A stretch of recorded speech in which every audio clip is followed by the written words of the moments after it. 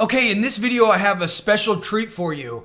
I am going to explain to you what the secret is to consistency in your Forex trading. And actually, I'm not going to explain it to you. I'm going to invite on a special guest who's one of the most successful and consistent Forex traders that I've ever seen. His name is Yuuya Kato. If you've been on our channel for any time, maybe you've seen something from him, but he's a 15-time funded professional prop trader and is absolutely one of the best Forex traders on the planet. And in this video, we take you inside one of our live trading calls with Yuuya that we host multiple times per week inside of our Funded Trader Fast Track mentorship group, which you can see more at fundedtraderfasttrack.com if you are interested in trading live with a 15-time funded professional prop trader. So inside this video, he's going to teach you a lot of cool stuff that a lot of other people aren't really talking about because they don't have the level of experience or success that he does.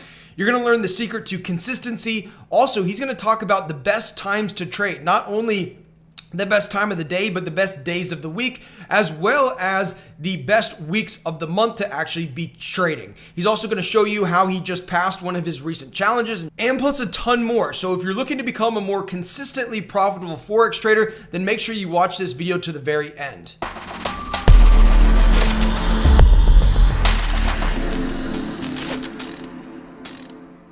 Yesterday we actually took a gold trade at that time, and that's where we made Yeah, that big trade yesterday. It was off of this little yeah, fake out pattern, and then this is, I think, 4 a.m. Central. This is 5 right here, yeah. And he's 19 just sitting it o'clock. for 1 hour. That's it, and he's out. Yeah, I mean it's the same thing like trading GJ and gold, like at a specific time. Yeah, It's that just shows you that coming at a very specific time every day is the key, and that's exactly what I do. I come every London Open, trade that, nothing uh-huh. happens, skip, come back the next day. Same thing, trade gold, New York Open, nothing happens, skip, come back the next day. As simple as that. And Yeah, the thing is, like, you just have to stay consistent. And like I was mentioning earlier in the call, like keeping things simple and consistent is the best way to approach this. Like I always say this, but a person that just trades off of support and resistance that is consistent can be profitable and consistent, and and they can create longevity for their trading careers. Like, this was just the last challenge I took. I had a bad August, but I mean, looking from this, you wouldn't even be able to tell this. I just passed this yesterday, but I have a 50% win rate. But I mean, the worst trade was taken yesterday because I was being very aggressive. But essentially, I had a lot of losses, but you can kind of tell the last, what, 1, 2, 3, 4, 5, 6, 7 days were all in the greens. And it was just, and I did the same thing, trade gold, GJ, gold and GJ, and like stayed consistent. So you can tell that my lot size are a lot bigger on GJ than it is on gold. And the UJ was just to get the last $7. That's essentially, I don't ever trade that, but you can kind of just tell. But I keep my losses at a minimum. I'm very like smart with that. And like my average win is usually in like the 1% to 2%. My average risk to reward is 1 to 2. And I think what's been creating the success for me, this consistency, is just coming at that same time. Like, I understand how pairs move now. Like I understand what GJ does at the open, and like what it likes to do. And that's why I always tell myself I'm giving myself 2 chances, because essentially, like, there is always that chance. You're never going to know when a fake out's going to happen, but you also don't want to miss an impulse move occurring as well too. So let's say give yourself 2 chances, get a 0.5 risk, boom, you make your trade. Yeah, if the impulse move goes your way, you don't have to take your second trade and you end up profiting. You don't have a loss for the day. But if it does fake you out, then you take that next trade off of a fake out pattern. You be patient, but then you risk a little bit more to make back the loss you had, but then some. But then if that's the move that it wants to go and it wants to pick momentum, that's where that 2% trade can become like a 4 to 5%. Like, for example, like yesterday when we took the gold, I ended up making about 4,000 right here, essentially just because, the momentum picked up. I took it off of this little 30-minute rejection wick that took out highs, but the 15 showed me a fake out pattern. So that's why I took it right here and boom, looked for shorts and then ended up going well, really well. So I think that really just shows you that it's just very important just to come at a very specific time every single day and just trade that time, because you'll start to understand it a lot more. And it's the same thing, like if I bring football into the mix, the more that I play a team, the more of their tendencies, the more of their like schemes, the more of their plays, more of their everything that I know. It's the same thing. The more that you come and trade just GJ and gold, the more you're going to understand it. And then even more, the more you trade it at a specific time, you're going to understand your tendencies. And like I'm always saying, volume is king to everything. So you want to find the time that it has the most volume. Like sometimes GJ doesn't move London, but it's rare to see that. But the thing is, I know that London Open will always create the most volume for GJ. So that's the reason why I come on GJ every London Open. Same thing with gold.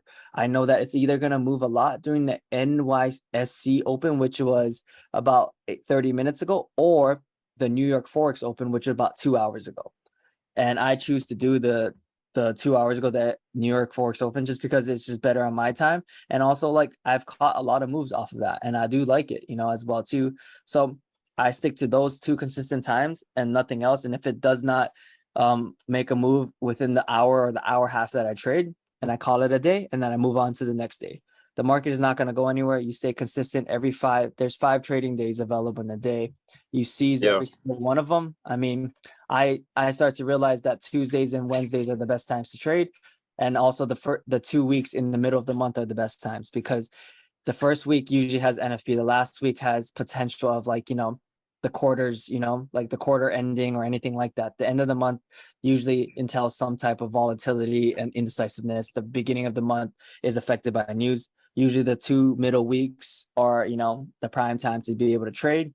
And then obviously Tuesday, Wednesdays, the middle time, you see a lot of volume in the market as well too. So I think you just combine all of that together. I don't like to trade Fridays. I don't want the possibility of me being stuck in a trade over the weekend. I've lost a lot of money holding over trades over the weekend, and to be exact, $55,000 to be exact before. So you just never know if a gap is going to be open. You never know, something's going to happen. So you just, put yourself, I think at the end of the day, being consistent and also mitigating your risk. And doing that is by controlling the lot size, understanding, that you can live to fight another day. Don't try to make everything back in one day either too. Small wins can add up to becoming big wins, and then wait for your opportunities. Like, those big opportunities where you can make 10 to 15% in one day are going to happen, but they're not meant to happen every single day. So don't try to swing for the home run every day. Like, it's usually when a strong 4-hour support breaks or anything like that. For example, like, we can kind of see there was a very strong support at this level over here. I guess you can say, all over here. As soon as that broke, we started pushing and we had a big move. And this is barely a small one. We can go back past and look at gold right here, where we had this support and obviously these supports right here. As soon as that last support right here on the bottom was broken, boom. This is where, how many pips is this?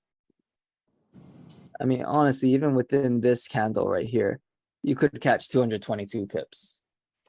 And then obviously all the way down, this is 1,000. So, there's always that opportunity. You just have to find it, and it's not going to always come. But when it does, you just have to be prepared and ready. And until then, small wins are totally fine. And if you're trading on a 100K account, 1% is more than enough. Like, obviously, think about just being consistent and making 1% every single day. You have 20 trading days in a month. That could be 20%. Let's just say you don't lose. I know obviously you are going to lose, but the thing is, like, having these 2 second chance trades, like, for me, like, it can create greens. Like, there's some days where I do lose. Like, this day I did lose, but the thing is, I still came out at 1% profit, So it just shows you that, like, as long as you stay consistent in your plan and doing it, like, there's no reason why you shouldn't be consistent. And I think at the end of the day, being consistent is hard because we overcomplicate things. We start trading all these different ways, listening to all these different things, I think it's good to know a lot, but to, like, have that overwhelm you, if that's going to overwhelm you, then you have to just forget about it. Like, there's so many strategies I've tried to learn over the years and everything like that. I just figured out, I grabbed everything that I've learned and essentially I picked what made sense to me. And at the end of the day, I do my best to paint a story into the market, and I create a story that makes sense to me, that gives me confidence to press the buttons. So that's essentially at the end of the day, that's the most important thing. Yes, you. The currency trend chart. Do you look at it at all? The trend chart, what is that? What do you mean by a trend? Currency trend. Currency chart. Oh, you're talking about like the currency strength meter? This one, right? It's like .com. I think this, no, I do not. I mean, Okay. anything you see on the like in the charts or anything like that, like all these numbers, like this I'm telling you, I know some of you went through this, but you're in a trade and you don't have a stop loss and you're just looking at it like, oh my God, I'm in this gold buy right now. But you're looking at USD strength so strong, that means USD is pushing down, the gold is pushing down. You're just waiting for it to just turn red and stuff like that. This doesn't tell you anything, honestly. I mean, yeah, that's just my opinion. I mean, I was guy who would also look at like my FX book and then try to see what was the other one. Forgot what it was, sentiments, yeah. And see all of this too. Come out of the sheet and cut the fucking end of my finger. And I didn't even know it. It was so sharp and Lord, like a razor. Yeah. But yeah, essentially it's just like, I used to do all of this. I mean, all it does is it just deteriorates your confidence, to be honest, because what really matters is just looking at what the candlestick patterns are doing. And at the end of the day, that's the most important thing. You really do not need this. The more you look at all these different things, I used to search up all these news. Like I used to go, if I'm trading USD JPY outlook, do all those kind of things. And then I'll just try to go to news and I'll try to find one little thing that would just tell me, oh, it's going to go down. And I'll be like, okay, yeah, I'm going to hold this trade. You know what? I'm not going to keep my stop loss. I'm just going to take it off and I'm just going to trust into this news article. Like there's so many things I've done in the past like this, man. I'm just telling you, stay away from that. Like this is a recipe to like disaster, in my opinion. Stick to what you see with the candlestick patterns and go with that. And it's easier to deal with the losses, honestly, because you're going to start thinking, I took a trade off of what my FX book told me, but then it went the opposite direction, but then it ended up going that direction. So it's like, it was right. I just needed to have a bigger stop loss, or I shouldn't have, it's just going to make you think a lot of things. At the end of the day, how I deal with my losses is like, I actually appreciate my losses so much, just because of the fact that you learn so much from your losses rather than, I don't learn anything from my wins, honestly. So like all my losses teaches me there's always one thing that I did wrong. It's like, I'm never going to have a moment with a loss where I'm like, I shouldn't have done that. Like I can always pinpoint and find something like, you know what? The volume was that. Like today, like if I would have examined, I was like, you know what? I took earlier. I should have waited for this level right here to break. It's a lot safer. It was the lowest point of that range. I should have definitely took it, but I didn't. And then I look at this 1 hour candle right here. Now, it's closing out as a doji. So honestly, I don't want to influence people, but buys over here is not a bad idea at this point. Like I always say, doji candles.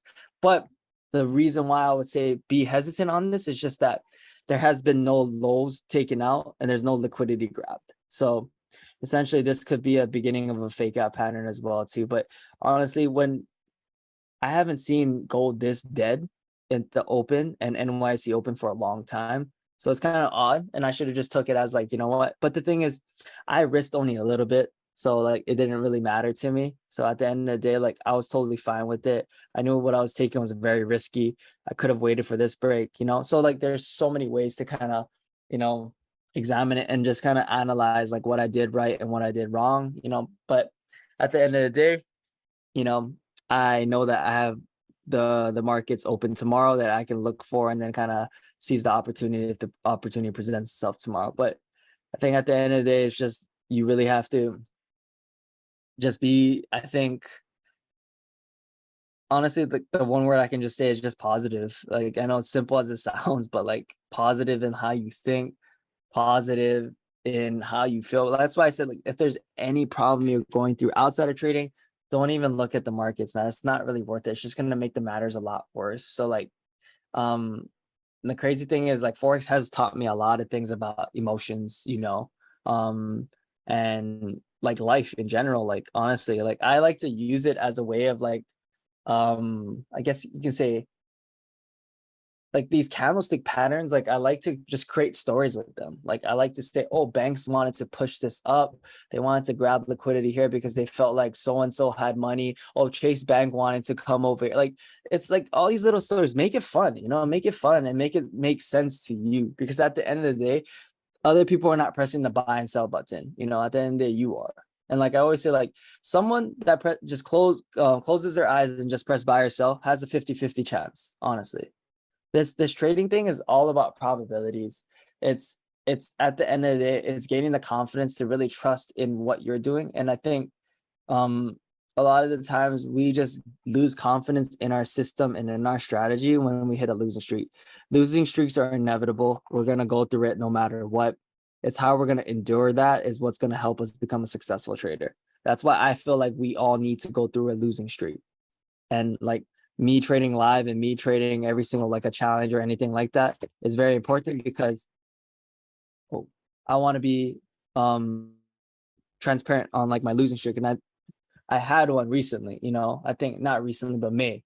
I had one of the worst months possible, but I ended up finding a way out of it, like, so it's just, I think at the end of the day, it's just, we're going to go through bad months, but also we're going to have good months as well. Like July was a very good month for me. June was a very good month for me, So I think at the end of the day, if you can control and manage your risk, there should be no reason why we don't create success. And like I said, like right now, we look for indecisive candles. And then usually when we see indecisive candle, we wait for a break above or break for below. And then we got the break above, so it could have entered the trade here and then, push it up. But, it's totally fine. I'm not bothered by missing trades anymore. I mean, nothing right now within this whole range is something appealing to me. So there's like really no point of wanting to do it. And for that reason, I'm going to end the note. I'm going to end it off right there. And then I'm going to call it a night.